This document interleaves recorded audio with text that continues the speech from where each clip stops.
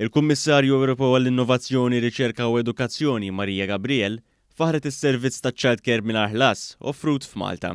Il-Kummissarju Ewropew semmiet kif il-parteċipazzjoni ta' tfal f'edukazzjoni bikrija hija impressjonanti u ferm aktar mill-medja Ewropea. Fi żjara f'pajjiżna, il-Kummissarju Ewropew faħret il-ħidma ta' pajjiżna li waslet għal żieda f'parteċipazzjoni ta' tfal fil-proċess edukattiv. Since its introduction, the scheme has contributed to a significant increase in the participation of children aged less than 3 years in formal childcare. From 18% participation, you have reached an impressive 38%, higher than the European average, which stands at 36%. Dan intqal waqt konferenza tal-ħabbarijiet mill-Ministru għall-Edukazzjoni fejn ingħatat ħarsa lejn il-politika tal-Ministeru li ġie spjegata f'żewġ dokumenti. Dawn kienu l-Politika Nazzjonali għall-Edukazzjoni tat-tfal u l-Istandards Nazzjonali għall-Edukazzjoni tat-tfal.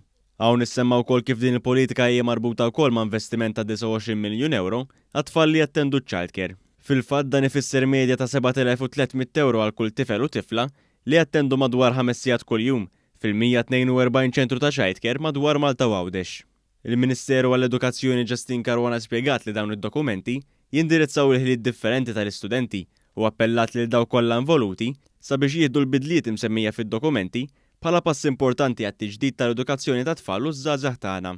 They will certainly welcome this upgrade in standards and will adopt the required changes to offer our children a solid basis of education which will eventually lead to better quality of life and career path opportunities in the future. We are fully committed to upgrade and sustain a country that our children deserve. Intant f'konferenza organizzata mill-Kamra tal-Kummerċ, Gabriel tkellmet mal-imsieħba soċjali dwar il-potenzjal li jista' jkollhom in-negozji fl-Unjoni Ewropea fil-qasam tal-innovazzjoni u r-riċerka.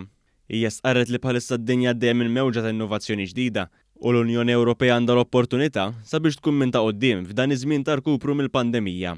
We need to work very intensively because it's very beautiful, some of the ambitions, but we know that on the ground things are happening differently, and that's why I'm here, to listen, to learn from you, and to see how together we can transform